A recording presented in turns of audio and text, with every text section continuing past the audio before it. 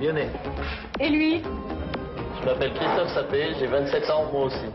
Vous vous connaissez depuis combien de temps? Depuis 10 ans, Comment vous êtes-vous rencontrés pour la première fois? en jouant au Morpion. Alors le dispositif, il s'agit d'un vrai faux reportage sur le parcours de Bruno Bonnell depuis les années 80. Et il y est question avant tout d'entrepreneuriat. Alors pourquoi c'est bien? Grâce aux images d'archives INA, où par exemple Bruno Bonnell joue à un jeu d'arcade, où il a tous ses cheveux, avec une ambiance années 80, c'est très drôle. Ce beau projet devenu réalité, ce sont ces bâtiments dans lesquels 1000 personnes vont créer des dizaines de jeux vidéo jusqu'au 11 septembre 2001, où l'entreprise chute. Et là, l'entrepreneur doit faire face à l'inattendu. Licenciement de 600 personnes, mais création de 200 entreprises par les gens qui ont été inspirés par leur expérience ici.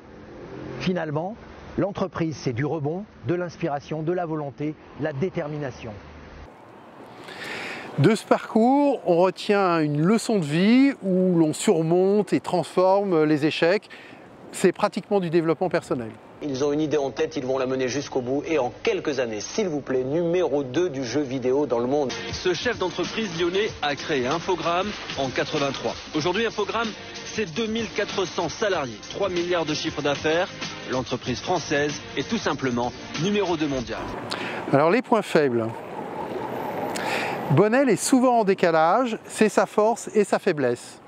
Il a fait aussi une série intitulée « Tout sauf politique » où il interviewe Jean-Loup Chrétien ou encore Michel Chapoutier. Ça fait 30 ans que j'attends Macron, moi.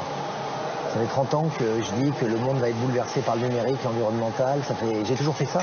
Donc si on peut aller plus loin et montrer que toute la France peut être redynamisée par rapport à ça, bah oui, je ne peux pas me permettre de ne pas envie de participer. Alors cette vidéo-là parle d'esprit d'entreprise et distille son message électoral de façon tellement subliminale qu'on peut s'interroger sur son efficacité. De plus, quelle est la validité à long terme d'une communication politique qui refuse de parler politique ?